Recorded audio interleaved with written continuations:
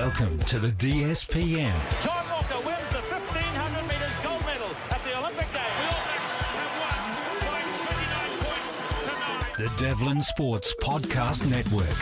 Righto, Sportos, here goes Martin, Devlin, Lachlan Waugh, the DSPN for Friday. Thank you very much for being in attendance. Before we get down to business, yes, this part where I go, come on, mate. Give us a subscribe, give us a like, give us a follow, give us a share. I'm not pleading, I'm just asking. If you can do that for us, leave us a comment. Look, we're all over social media. Martin Devlin _DSPN, Instagram, TikTok.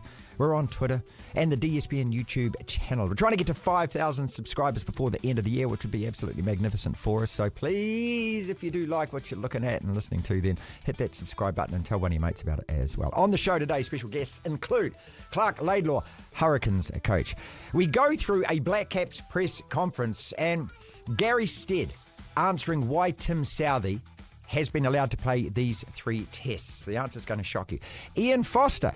I haven't heard from Foz for a while, have we? Well, he is back for a week from Japan. Does he think the 2015 All Black side would beat the current Springbok side? You're going to get a little snippet of that, and the whole interview will be played on Monday. Plus, PNG have a team confirmed for the NRL in 2028, and Jason Costigan is all over that for us. We begin the show the same way every day. We live in an amazing, amazing world, and it's wasted on the crappiest generation of just spoiled idiots. If the Black Caps lose 3-0 to England, third test starting tomorrow in the Tron, and could well happen, what would that then say about the historic series sweep of India in India? Meaning, does it make it redundant, relegate it to Flukeville, lessen the triumph as an achievement in any way at all?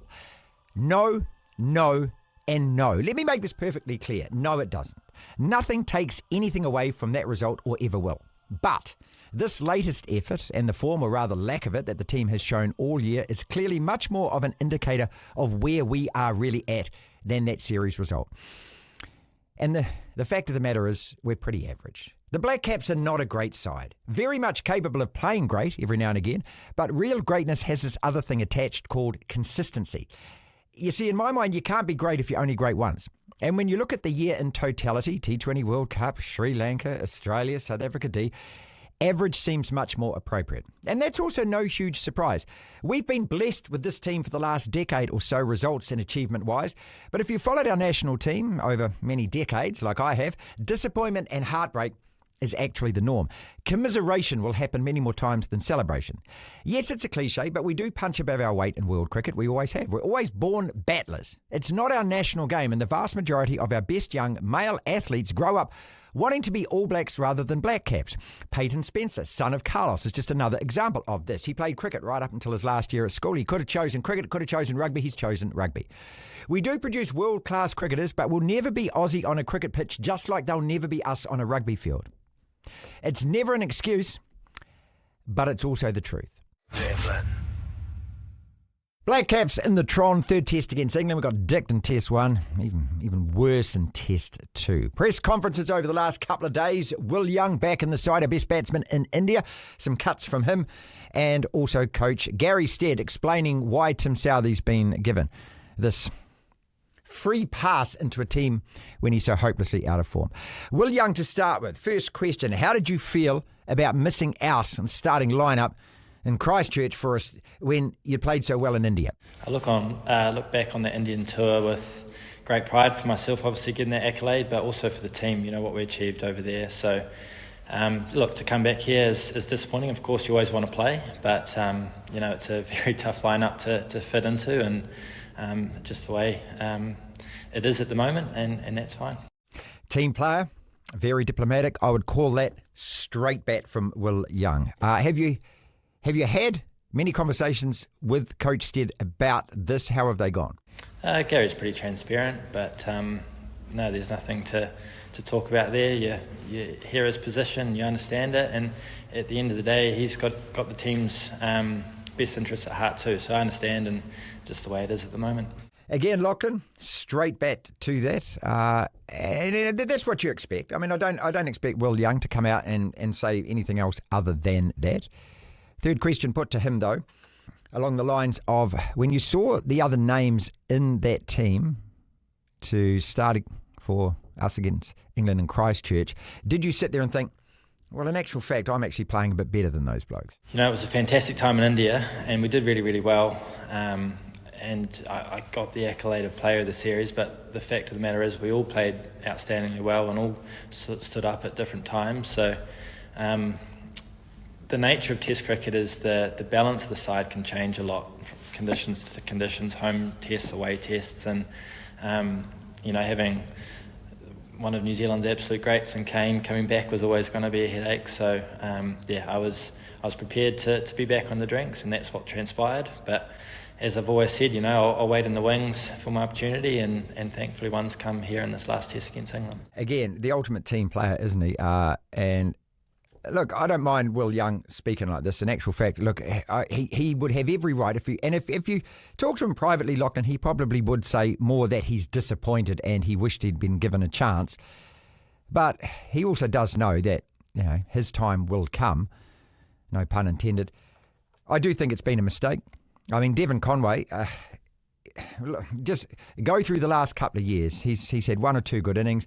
He's like Blundell, seems to save that innings for when he's going to be dropped, and then he. But when you've got a guy like Young in form like he was in India, surely the reward is to select him to play at home against England. I don't understand the selection. I understand the way that Will Young is covering it, the way he's talking, but me personally, I don't understand it. Well, it goes against what seems logical in all sorts of sport. You play well, you earn a spot in the team, right? And if you play poorly, you get dropped. That's what happens in football, rugby, American sports, whatever it is. It happens in motorsport. If you don't, especially in Formula One, if you don't perform, you get dropped out of the seat, right? The Black Caps seem to be something unique, that you can play poorly. Henry Nicholls was the king of this for the last couple of years, where people would call for his head, then he'd have a great innings. That seems to be Tom Blundell now, who's also mastered he hit the art. 200 against Sri Lanka or something, wasn't it? Yeah, he mastered the art, Tom Blundell now, of Santner's the same, of hitting big knocks that don't matter. The Boxing Day Test in no disrespect to Tom Blundell, but the Boxing Day Test in 2019 and then this one against England. Dead rubber matches or a second innings century when we've lost the game. I mean, no, look, sure, it's a century. Raise your bat, put it up in the man cave and everything else. But it's kind of going to get forgotten because we lost.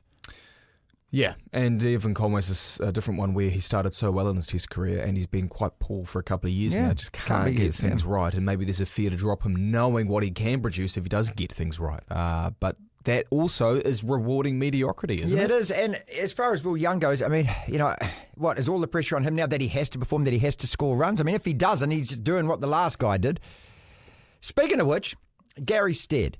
Now, there's a question within two of the answers here we're about to play you. A guy called Andrew Vorman, who's a good old mate from Stuff. I applaud you for asking this question, because this is exactly what should be asked at the press conference. He said to Gary Stead, Neil Wagner got told, and Stead was part of this, got told that his career was over and he should retire. Well, why hasn't the same conversation been had with Southee? Neil Wagner explained this in his book. Well, I can't speak for Neil Wagner's book because I haven't read it, so I'm not sure what's in that. But I think, like any head coach, you've got to sit down and have hard conversations with players at times. And Tim Southee has, I guess, made the decision that it's on his terms when he wants to go out of the game as well. Does his form at the moment warrant it being on his terms? Look, I mean, I think England are playing very good cricket against us, and if you look at the, performances in this last Test match, I think all bowlers went somewhere between 5 and 6 and over, and we're trying very, very hard to bowl as a unit out there. But when someone like Harry Brook comes in and does what he does, it's difficult for anyone in the world, and that's the challenge that's in front of us, is to try and find a way to put brakes on him and hopefully get him out as well. So whether that's Tim, whether it's Matt Henry, whether it's Will O'Rourke, whether it's Nathan Smith or Glenn Phillips, I think it's a problem for everyone, not just for Tim Southee. See, the follow-up question that should be asked, it should be somebody else should be putting their hand and go, hang on, let's rewind the tape there. Gary, you just said that hard conversations got to be had with all players. Then within a microsecond of saying that, you said, Tim Southee's decided that he wants to play. Well, sorry, is Tim also a selector, is he? He's not the captain anymore, but he gets to choose when he wants to play. Well, obviously, Gary, you haven't had a hard conversation with that guy. And why the hell not? I mean, there's two parts there. Why does Southee decide to play, decide that he gets picked? I mean, what kind of selection policy is that?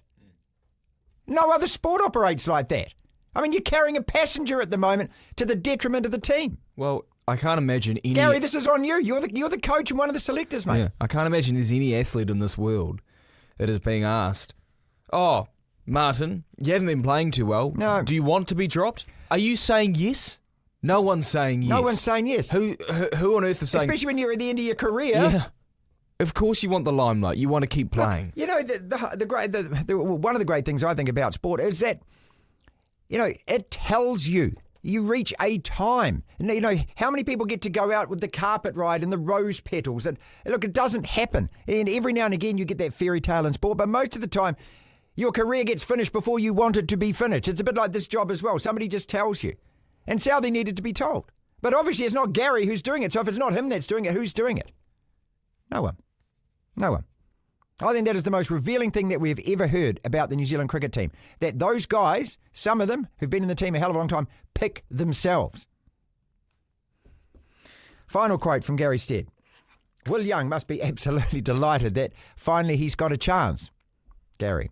Yep, and I've said it right through that regardless of whether Will Young plays or not, he's still a fine player, and as I think all of our players are in our squad. So we have a lot of faith and a lot of trust in them. Unfortunately, we haven't quite delivered the results from a batting point of view that we've wanted to. But I guess on the other hand, you look at a Tom Blundell, and I know there's been knives out for him recently as well, but it shows what he can do and shows his class. And sometimes it does take time for guys to find that right mindset. And as I've said right from the start, England are playing well. They're playing with a lot of confidence and they put a lot of pressure on us. So from my perspective, very, very, very delighted in the way Tom, I guess, showed to some of his critics out there the way that he can play. Go back again. Look, Blundell, great century against England at the Basin, but again, it was a dead rubber time. It was what they call garbage time, the NFL. You were being served up lollies, cafeteria bowling. It was a smorgasbord, wasn't it? So that you'd wog one up in the air. Yes, you got a century. Glory, glory, glory. But, you know, I mean, does that save your spot in the team? And again, you know, Gary Stead speaking in riddles there, because a lot of these guys aren't in form. And when you're not in form, then you should be replaced. That team should be like every other team. You imagine Scott Robertson selecting the All Blacks. And we've argued about this all year, haven't we? Is Rieko Ioane the guy? Is he in form? Is he in form? He keeps getting picked. He keeps getting picked. He played 40, 50 tests at centre, mate, and you still aren't convincing. But he did that with Damien McKenzie. He was saying, no, okay, I'm going to replace you with Bowden Barrett. That's not happening with the Black Caps. So that says to me that something has to change with that team. Doesn't it? But it's been that way for a long time. It's been that way for a hell of a long time. And look, and we've, you know, as no I one said really at the start of the show, we've had a decade of success. Great, but you've got to be consistent and be playing at that level consistently, and we're not. And that means if you're not, it's nothing personal. This is the thing when Gary Stead says, "Oh, the knives have been out." I mean, that's a rather defensive way of looking at it. People are criticising this guy Blundell because he's playing rubbish, mate. And that's the whole job of us fans. We're allowed to actually talk like this. Nothing personal against the guy. You're just not playing well. Yeah. That's sport, mate. I don't think fans really have much prejudice against anyone. No, personally. No. Or by the way they look. No. I think they're pretty, sports fans, especially Kiwi ones. Are you hitting runs? Are you taking catches? Are you bowling well? We're pretty straightforward. If you play well, we love you. If you don't, we'll give it to you. Yeah. And want somebody else to take your place.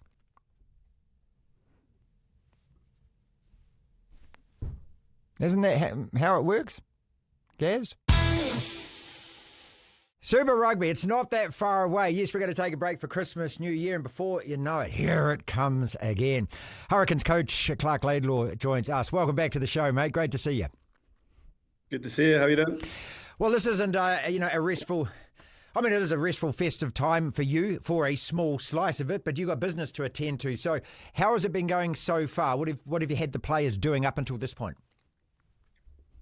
Yeah, really enjoying having players back. I guess the coaches and staff that are full time in Super Rugby, we got a good break over the NPC season, the international season. So it's been nice to have players back in the building and start putting the building blocks in place, as you say, for the pre-season and for the season to come. So really enjoying, the application of the staff and the players over the last few weeks, and we've got a big week planned next week as we sort of wind up in towards Christmas and a little break over Christmas and New Year.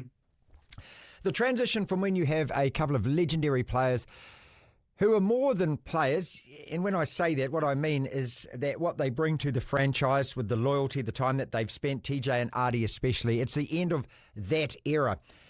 Do you have people that naturally take their place, or is it going to be an evolving thing? Yeah, a bit of both, I guess. It's definitely an evolving piece around, as you say, two players that have been amazing rugby players for the Hurricanes for a number of years. Obviously Artie was in Japan last year, so my first season back, he wasn't here, but his contribution and the way he's played for the Hurricanes for 10 years plus. Well, he's synonymous, Clark. He's synonymous with the team, isn't he? Yeah, I think when you think of the Hurricanes, you think John Olomu, Christian Cullen, Artie Savia, Martin Nonu, and TJ Perenara, are sort of legends of the club. And TJ, particularly last year, his drive to be successful after a really tough 2 years of an injury probably sums him up more than anything. So yeah, there'll be a miss, but the evolution of rugby and professional sport is that people move on for different reasons, and we've got guys that now have the opportunity to really cement their places in the team and in the leadership group and so on. So that's exciting. Is there an unfinished business feeling for you, given so close last season? Yeah, I guess all the teams that didn't quite win are probably feeling the same, aren't they? That they want to go a bit better this season coming, but yeah, I think you got to be really careful that last year, you learn what was really good and what worked, and then some areas that maybe you need to try and improve. And as I say, assumption, it's the mother of getting some stuff wrong. So we need to put those building blocks in place. We're well aware that starting really well again, going deep on the things we want to. Not looking for loads of new things, but we do need to be better, and we do need to go deeper on some of the things we liked last year, and see if we can go, as you say, maybe one or two spots better. Talking to you last year as well, one of the things that you did was really empower the players, and you could see that in the way that they played. They were young guys. They played with a lot of confidence. They played without fear. Is that kind of the message again this year? It's there in front of you. Take it. Yeah, yep. And that's maybe one of the areas we're trying to go deeper on again is that real ownership. It's their careers. I don't know why rugby players would not want to take ownership and share their ideas. They've got as good ideas as us. So yeah, we've got a different group in pre-Christmas. Obviously, All Blacks and All Black 15 players haven't been in yet. The All Black 15s boys rejoined us this week, but that ownership piece and using the pre-season to develop that skill and sort of problem solving and sharing stuff with each other as they go through days and training sessions. We can be better at that in the moment. We've got really good after the event. We need to really try and grow as a group to adapt and make change within the moment. You go into a semi-final, you're 17-0 down within 12 minutes. You need to... Not a great start, no. Yeah, you need to come up with solutions quickly as a playing group. You can't wait till half-time and expect the coaches to give you all the answers. So yeah, we've started that again this year, and the players are really buying into it. When you said just before about things that you learned, things that you want to improve on, things that you did do well, can you develop that a little bit more for us? You don't have to tell us all your secrets, obviously, but just pinpoint a couple of things that you thought, we were really good at that, a couple of things that maybe we need to improve upon. Yeah, there's no real secrets, is there? Like a lot of rugby's are in gain possession and contesting possession, so we think we've got a good set piece. The forwards have done a really good job over the last 2 or 3 years growing, a young forward pack that can dominate, but I guess we're a little bit greedy. We want those players to be able to play rugby and keep the ball alive and play through areas of the field, not always across the field. So, that was something I thought we'd done really well last year, and we want to continue that. CJ and the defensive crew, for the most part, we made some really big strides around defending really well. But if you look at the Blues, they were the best in either end of the field statistically, around the 22 metres. So there are a couple of areas we've been thinking, how do we repel a little bit more once we're put in there, and how do we become a little bit more efficient once we get our opportunity at the other end? Last 10 minutes of the game, team was really strong throughout the season, and a lot of us on this side of the microphone were just connecting dots and going, Clark, of course, Sevens coach, and so therefore you brought a different level of kind of training, maybe aerobic fitness. Is any of that true? Oh, we're definitely training hard. I'm not sure we'll be training any harder than any other team, but we do have a real methodology around how we want to play the game and then try and train according to that. You know, something in sevens, you had to be really specific around how you trained in the game you wanted to play, because you live and die on your fitness and your ability to play the game you wanted to in sevens. So sometimes 15s can be a bit general and maybe becomes the same all the time how you train. So yeah, we're real specific on certain days how we want to expose the players to that sort of methodology. And yeah, we've got some games and activities and drills now that we know really tick that box. So it's been an interesting week. There's been some of the younger players, finding it a little tricky to get through the sessions. There's definitely been some boys on the edge. So we finished this afternoon in the heat chamber, so that should be fun this afternoon. Who plays first five? Because we're all thinking it's got to be Ruben. Is that true? Well, it'll be one of Ruben, Harry, Riley or Lucas Cashmore, that's for sure. You know, they're the four options we've got. We've got Callum Harkin training with us too. Ruben's picked up a little niggle coming out with the All Blacks once he got home, so he's touch and go for the start of the season. We need to get through Christmas and see how he pulls up after Christmas. So the three guys that are here, as well as Callum, we're quite excited by the way they're training. We've really enjoyed Lucas and Riley as new players to the group, and we're putting a lot of pressure on Harry Godfrey to try and step up and see if he can and run the team and drive the team around in training. And he's enjoying that. He's really responded well to it. Are you looking at Ruben as a first five / fullback or a fullback / first five? Yeah, in our eyes, he's a fullback / first five. I mean, he covered 10. You know, people maybe forget we didn't have a 10 on the bench for the most part of the year last year, so he was training at 10. He was covering 10 and behind Brett each week for the majority of the season. So he's had a lot of reps in training. Obviously, with being an All Black, he's not back until late in the year. If he'd been here now and maybe had an opportunity for 6-8 weeks to get a run at 10, it might have looked different. So yeah, we see him as a 15 that can play 10. But he is a good 10. He's definitely got the opportunity to play there if needed. Now, I just got all the names written down here, so bear with me here. Dion Flanders, Duplessis, Peter Lakai, Braden Jose, obviously Brad Shields as well. If I've forgotten anyone, I do apologise. But that's not a bad loose forward trio. Is that a selection, one of those selection headaches that a coach likes? Yeah, we feel it's... Devin Flanders, I'm sorry, my bad, mate. Sorry about that. No, it's... you're right. We feel grateful and fortunate. If we can keep them all fit and healthy, and we have to select them, it's a pretty attritional position. So last year we didn't really have boys all fit at the same time. But if we get them all fit and healthy, we've also added a Reece Polico from Taranaki, who's a 6'8", who, he's doing really well in pre-season. So we're excited around the full group we've got there. Two quick questions. We'll let you go. Thank you so much for your time, Clark, as always, mate. So, big improvers. I think all of us, especially Hurricanes fans, we look over there and go, God, those Crusaders, they're going to have another season like that. So we spoke to Rob Penny yesterday and he was big and bold enough to say, put some money on us. Then I'm looking at the Aussie teams. Obviously, 5 goes into 4. You're looking at New South Wales, who've recruited really well. Do you think those two sides are going to be big improvers? Anyone else that you've got your eye on, or is everyone improving? I think everybody will improve, but I think you're on the money with the Crusaders, the Waratahs, and probably the Reds. The Reds have had a couple of really good pickups out of the Rebels, both in the forwards and the back. So, I would expect those 3 teams to be right up there, right in the mix. It's obviously a top 6 rather than a top 8.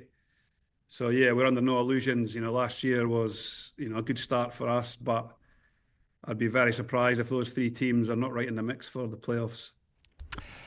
All the very best. Thank you so much for sharing some time with us again. Look forward to catching up when the season starts. But have a great Christmas and a very safe New Year, mate. Thank you. Cheers, Daisy. Thank you. This is the DSPN. The former All Black coach Ian Foster now happily ensconced in Japan with Toyota Verblitz. They've just had pre-season. They're gearing up for a brand new season. He's back home in the Waikato for a few days before Christmas and joins us. It's always a pleasure, mate. Great to see you. You too, Marty. Good to be back for a few days. Looking at that team that you're involved with from 2011, because I want to ask you all about the Japanese club and the players in a second, but that team, and this is a debate that the whole world of rugby is having at the moment, between 2011 and 2019 especially, and comparing that side to the South African side at the moment. Have you spent any time thinking, I reckon our blokes would beat them, or comparing sides or anything like that? No, not really. I mean, I've probably never been good at doing that, I don't reckon. I think I've enjoyed there's no doubt the Springboks are a great team. I don't think, I don't think it makes our team from 211 to 290 any better by saying that we were better than the current Springboks. I think that you can't argue with the fact that they've won 2 World Cups in a row. We won 2 World Cups in a row. Probably what happened between World Cups is a point of difference. And, we can get fixated on the World Cup things, but the big thing for the All Blacks was about having to win everything in between. And I think if you looked at the numbers of and the percentages in between World Cups, that 2011 to 2015, 16, 17 type team was probably hard to beat. But, the sad thing is if you say one team's better than the other, it's like you're knocking the other team. It's hard to knock it, but I think that the Springboks have still got some growing to do. I'm sure they know that. And, they dropped a couple this year that they'd probably be disappointed with. But there's no doubt that they're a team on a rise. It's going to be a hell of a match at Eden Park in September, isn't it, mate? You've got to come back for that. I'm sure that the NZR will just lavish it. They'll have you in the lounge and everything else. But 50 tests in a row and the Eden Park record up for grabs in that one. It's enormous. Yeah. Well, I'll wait patiently for my fight. Same. But, I'll let you know when mine comes through. And then figure out whether I'd want the invite or whether I'd just prefer a seat on the terrace with yourself. There you go. Okay. Aaron Smith, I want to ask about Aaron. How well is he playing? Because, we also have this myth here that, heck, our rugby's the best. And so, of course, if you go to Japan, you're not going to be as good as when you left this country. How good is a guy like that, for example, at the moment or coming into the season? Oh, look, he's still class. He's trained the house down pre-season. He's had I actually almost wanted him to slow down a little bit. He was going too hard, but he really is determined to make an impact over there. He's still playing great codes.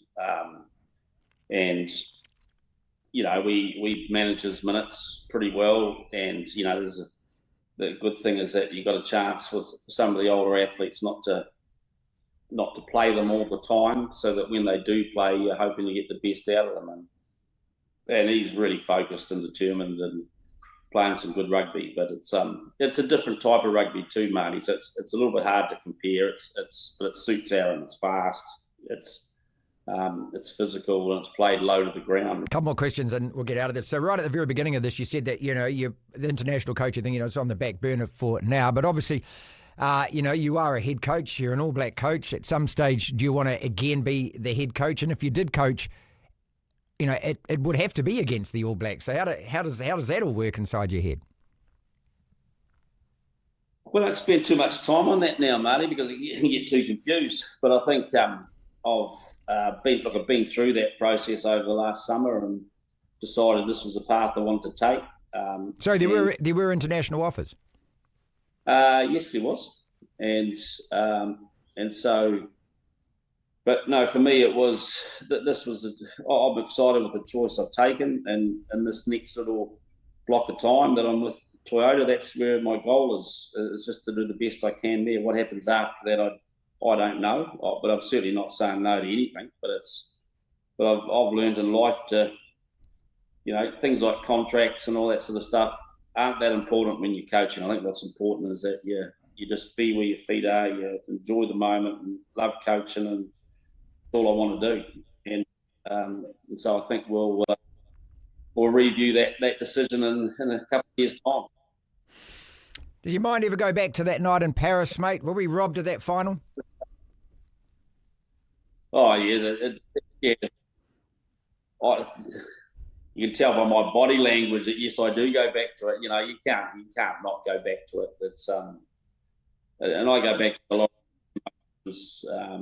a lot of pride with where the team got to, and to get to that final on the big stage and get so close was actually so proud with that, but also incredibly disappointed that we didn't cross the line, and I like to focus more on things that we could control, about things that maybe we could have done a little bit better.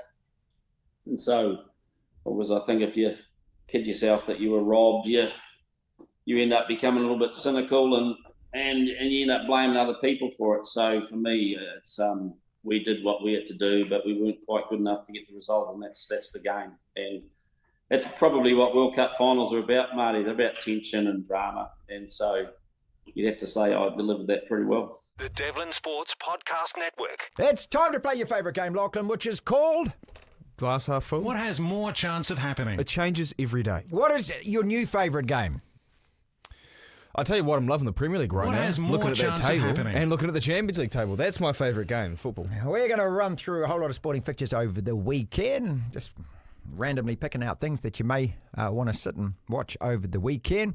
I give you two scenarios. You tell me out of the two what has more chance of happening. The Black Caps beat England, salvage something from...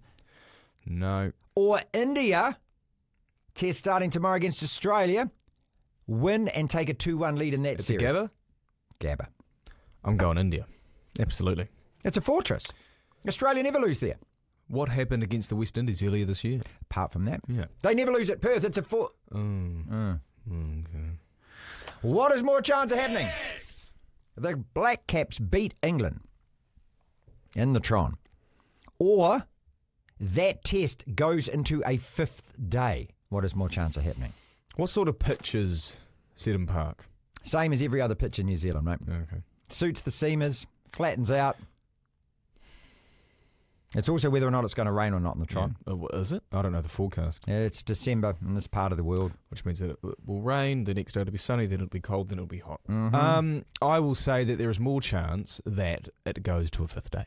Then the Black Caps win? Yep. God, you've got no faith, Now, here's mate. the thing. Now, Why have you got no faith in us, mate? There is an element of sport where when it comes down to a dead rubber, you may as well back the team that's been losing because the other team's probably not going to take it as seriously, Probably right? been out on the old... Yeah, so it's very easy to go, Black Caps will win because it's a dead rubber. What from the first two tests suggests, ignore the India series, what from the first two tests suggests the Black Caps will win? Apart from that. What is more chance of happening then? The Black Caps beat England and end, the test part of the year on a high note. Or Man United beat Man City in the Manchester Derby, the Munster Derby, Monday morning, make that 5:30 a.m. Old Trafford or the City of Manchester Stadium? Look, mate, they could play that at the Cape Town. No, but because they could play it at one of the Saudi stadiums that haven't been built yet. It doesn't make any difference. If it's at Old Trafford, it's not a you're fortress. Losing. Well, mate, we're losing anyway. If it's not at Old Trafford, I give you a chance. Oh, please. I have no... What basis have you got all Because you guys lose a lot at Old Trafford, but you tend to get some results. Full stop. Yeah, but you tend to get some results on the road. Pep's lost the dressing room. No, they're tired. They're tired. exhausted. They're tired. But, the professional footballers earning $1 million a week, they're tired. Credit to Sir Alex Ferguson. He would see the writing on a wall. Yeah, he actually rebuilt the team writing 4 on times the wall a year or so out Mm-hmm. from when things started to fall apart. He'd get some players in, then he'd retool the squad. Klopp didn't do that with Liverpool. No. And he ran Arsene out of gas Wenger himself. didn't do it for Arsenal. No. And Pep clearly hasn't done it with City. They've got a couple of injuries. Some guys have gotten older. De Bruyne's not the same. Haaland can't play any, aside from scoring goals. His general play is pretty poor. So, who do they turn to? Oh, no one. Oh. No empathy, no sympathy here, No, mate. They've got the Saudi money, mate. agree. The Qatari oil money, mate. Go and buy yourself another squad like you have done for the last 20 years. Well, they'll buy 20 players in the off-season. What is more chance of happening? back. Man United beat Man City in the derby Monday morning, 5:30. I'm saying that. Or Man City get found guilty of the 115 finance. Man United win. There you without go. a doubt. Thank you very much, Lachlan. And by the way, what's happened with that? Oh, no, there was breaking news on Monday or Tuesday that the hearing is concluded. But there was nothing else. It's all over Sky Sports UK, all over the BBC. Breaking news. What is more chance of happening? The article didn't say anything. Black Caps beat England, or the Breakers bounce back away the 36ers tomorrow, 7:30 p.m. NZT. 36ers are 6-8, Breakers are 7-8. Breakers have lost 4 in a row. Is it 4? I thought it was more. They lost last night. 4 in a row. Breakers have lost 4 in a row. Mm-hmm. Might be 5 in a row, actually. Killed last night. Yeah. Killed at the NSEC. by Tasmania. Again, following, I like to throw in equations, I like to throw in mathematical theories, numbers, science. Proper statistical analysis on this show. I've been running some numbers up here. When you look at sports, the way I looked at the Black Caps England, nothing suggests the Black Caps will win the third test. I'll say the same thing here. Nothing suggests the Breakers are going to win this game. They've been poor for the last... So the Black Caps four win. of them. Yeah. Black Caps win. Well, okay, no, damn it. Well, then I fell on my own sword there, didn't I? What is more chance happening? Black Caps beat England 2 to go, or Auckland FC, Sunday 7 p.m, away Melbourne City, make it 7 in a row. Same theory. The numbers and the results suggest that Auckland City will win 7 in a row to start the season. I think they will. Yeah. I think they will. And why? Because defensive solidity. They've conceded 1 goal, and that was a great goal, Costa. But they don't give up a lot of opportunities at the back. Okay. Also, can I say, so they've played 6. 4 of them have been home games, Yes, they have been, and then one of those other 2 has been in Wellington. So they've only played in Australia once. This is only their second game in Oz. It's a test. But you think Auckland? Okay. Yeah, absolutely. Final one. What is more chance of happening? The Black Caps beat England starting tomorrow. 5 days of glorious test cricket. Well, the first test was, 3.5 days. The second was under 3 days, so maybe not so. Or the Knicks beat Macarthur tomorrow, 5 p.m. Is it in Wellington? Yeah, I'd say the Phoenix. Phoenix is going to get that one. Yeah, they're a good side actually, the Phoenix, and they've got a good coach. I really like Chiefy, and I think apart from the loss to Auckland FC, I was about to say Auckland City, Auckland FC, and we made this point last week. They've actually had a good start to the year. No one's really talking about it because the blokes up the road have done better. Final one. What is more chance happening? Black Caps beat England. 3rd test starting tomorrow in the Tron. Or you arrive home before midnight after the work Christmas party tonight. What is more chance of happening? I'm pretty tired. That's a quick Christmas party. Well, you're 26 years old, mate. 27, actually. You should be. La.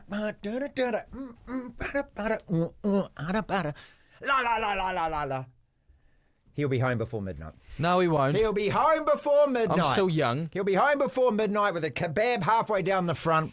Steak and cheese in this hand. I'll make a prediction that, because I got a few mates at different other workplaces who I'll be linking up with as well, likely. I'll be strolling home at about 1:32 a.m. and I'll be sitting downstairs where I live. I live in an apartment complex, downstairs in the car park area, waiting for my Uber Eats, my KFC. My KFC's shut by that time, so got to go Macca's. And then I'll be walking up the stairs to my apartment, bumping into walls. And I'll be carrying a pack of 20 pack of chicken nuggets. What is more chance of happening? England win the 3rd test. Couple of good old league topics to get our teeth into to finish the show /podcast with, and we welcome back a dear old mate called the Warriors for over a decade. He works for rugbyleague.com. His dulcet tones known to every Kiwi fan with his work with the Warriors and so forth. Jason Costo Costigan, welcome back, mate. Well, hello and good afternoon to you. And can I just give my compliments of the season, not only to you, Marty, but your listeners as well, that loyal bunch of people that have followed your career going back, well, many moons ago. So Merry Christmas to all. PNG are going to be an NRL club. We know this, 2028. Your reaction to it? Why do we have to wait this long for it? And also, do you think that the NRL will add any other teams alongside them before 2028? Start with the last question. The answer is yes, I do, because the infrastructure is already in place in Perth, and they don't have to build a state-of-the-art multi-million-dollar security compound to protect the players and their partners, their wives, their families, and so forth. Because, Marty, let's cut to the chase. Yeah, be honest about it, mate, and that's the truth with PNG, isn't it? Well, that's how I am. Anyone who knows me, that's how I am. And sometimes, we say stuff and people in the so-called establishment don't like it. But look, just some context around this. My father lived and worked in PNG. Sir Michael Samari, the Grand Chief, asked or invited my father to become a PNG citizen before my father become an Aussie citizen. Wow. And secondly, for your benefit and that of your listeners, my cousin Neville captained PNG, right, where he was born. So just to some perspective before I answer your question, because I'll have an interesting take on this, given that dynamic, which is probably not what people know about me. My answer is, look, it's got hairs on the back here. There's no doubt about it. But my issue is why hasn't the Kangaroos been playing Papua New Guinea on a regular basis? We can't even give them an annual test match for what I called and wanted to see happen was the Costo Cup in honour of the Fuzzy Wuzzy Angels who looked after the Aussie soldiers in the jungles of the Owen Stanleys defending Port Moresby. The Japanese, for those people who don't know their history or don't care, many moons ago the Japanese came within 40 kilometres of the capital, Port Moresby. This is where the team's going to be based. They're going to be playing out of the National Stadium, which used to be Lloyd Robson Oval, in honour of the man who basically started organised rugby league post-World War II in Papua New Guinea, which, don't forget, is less than 50 years old, it got independence from my country, okay? Now, it's the national sport there. We understand that. It unites the country. There's massive issues up there, obviously, in PNG with all sorts of stuff. And Port Moresby, let's not kid ourselves. You've heard this, and your listeners aren't mugs. It's one of the most dangerous places on the planet. Mm-hmm. It is, yeah. This is Scarily so, mate.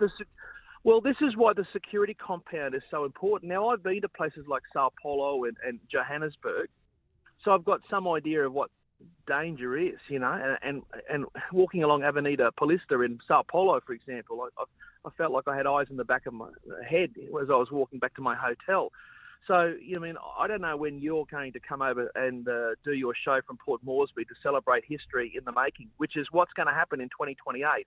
That's why they need the lead-in time. Now, there's a lot of money that's being paid by the taxpayer that's going into this program. And it's not just for the NRL team, it's to develop pathways for kids, and not only in PNG, but also, which hasn't got a lot of publicity, to help rugby league grow and make better communities and stronger communities. And that's what the government will say, and there's currency to this, no matter what team is in power. I might add that, no matter what team is in power. They'll all say the same thing, Marty, but in Fiji, Samoa and Tonga and so forth. Now, I'm already asked some questions. Can I get a breakdown on the money as to where the fairy dust is going? Yeah. Like right now, Marty, I called Vanuatu's women's team playing a couple of weeks ago in Fiji. I can't tell you how much Vanuatu is going to get for rugby league. I can't tell you how much Solomon Islands is going to get. But again, the elephant in the room, this has all got to do with China. Yes, it has, mate. Geopolitical, mate. We all know that. Don't pretend for a second it isn't, people. And that's right. And interestingly, the Prime Minister, who, of course, is a massive rugby league fan, particularly with the team that he grew up with, South Sydney, he didn't mention the C word during the whole press conference at the Commonwealth Parliamentary offices in Sydney, overlooking Sydney Harbour and the Harbour Bridge and so forth, alongside James Marape. Look, I think it's a watershed moment for the game. This can be compared to when the Warriors got the green light in, 1991? Yeah, it was 1991, because the Cowboys got the green light, I remember, along with the Crushers and the Perth Reds, or Western Reds, in 92.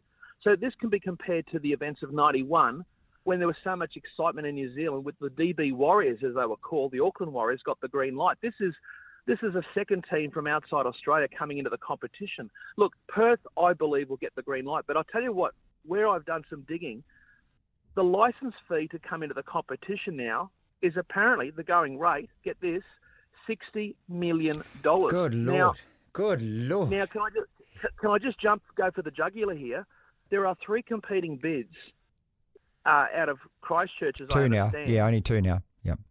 Okay, the third one, it must have been such a robust case that its demise got no publicity. Because I follow the game pretty closely, as you know. I did not know this. So then there was 2. Where's that money coming from? Are the whales going to come into Lyttelton Harbour and donate dollars? I don't know where this money's coming from, but in answer to your question, do I support the idea? Well, I do. I do. But there are reservations and there are concerns. Sure. And the funding only goes for 10 years, Marty. And I'll say this: what happens if it turns to custard? What's Plan B? Is Plan B bringing the team to Adelaide? Is Plan B bringing the team to, I don't know, let's say Western Brisbane? I don't know. I wonder if there is a Plan B in a draw at NRL headquarters.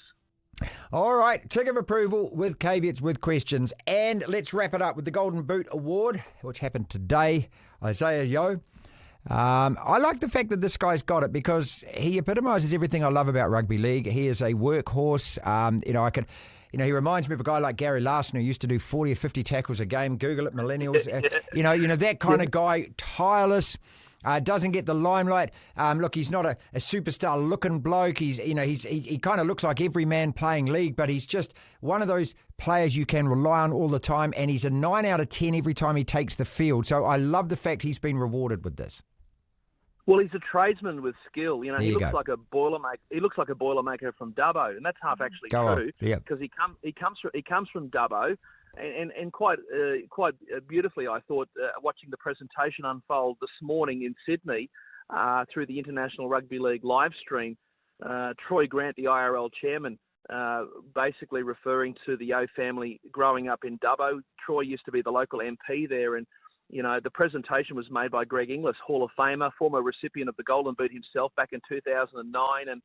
And back then, Isaiah Yeo was just a kid growing up in Dubbo. So it's a Cinderella story, captaining Penrith, New South Wales, and the Kangaroos. Don't forget, the results are based on international rugby league, not clubland or origin. So his work in leading the Kangaroos to victory in the Pacific Cup was outstanding. Could it have gone to somebody else like, Harry Grant? Yes. It could have gone to Tommy Did, and he didn't even make the final cut. But this is a very subjective field. Of course, picking winners. I'm not going to argue with the decision. I think he's a deserved winner, and it's a beautiful story with Isaiah Yeo getting that gong, capping an amazing year for club, state and country. And I might add, 40 years after Wally Lewis, the King, got the first Golden Boot back in 1984. Devlin.